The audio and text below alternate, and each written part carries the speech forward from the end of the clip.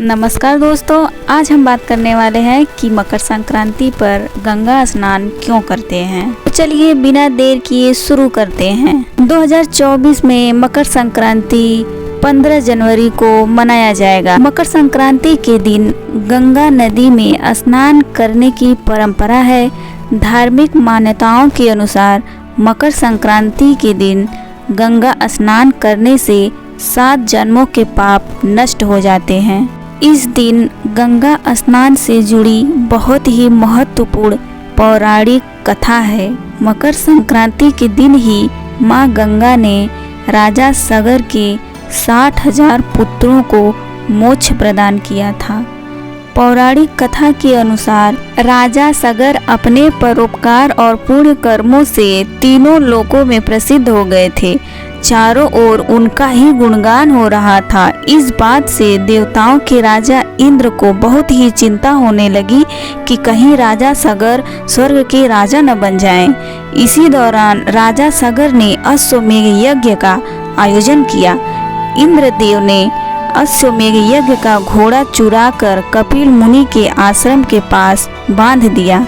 अश्वमेध यज्ञ का घोड़ा चोरी होने की सूचना पर राजा सगर ने अपने सभी 60,000 पुत्रों को उसकी खोज में लगा दिया।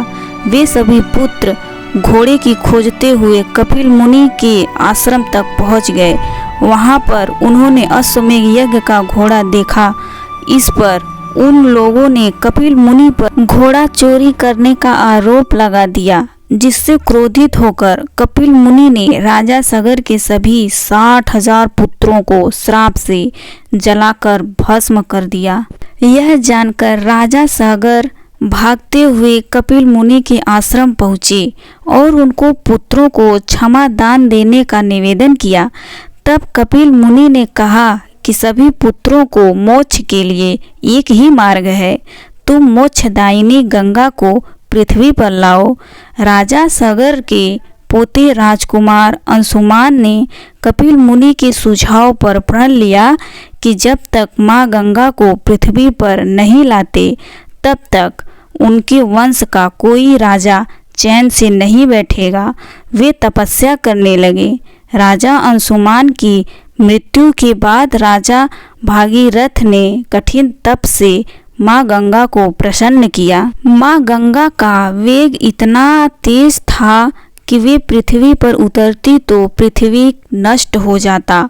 तब राजा भगीरथ ने भगवान शिव को अपने तप से प्रसन्न किया ताकि वे अपनी जटाओं से होकर मां गंगा को पृथ्वी पर उतारने दें, जिससे गंगा का वेग कम हो सके। भगवान शिव का आशीर्वाद पाकर राजा भगीरथ धन्य हुए। मां गंगा को अपनी जटाओं में रखकर भगवान शिव गंगाधर बने। मां गंगा पृथ्वी पर उतरी और आगे राजा भगीरथ और पीछे पीछे मां गंगा पृथ्वी पर बहने लगी।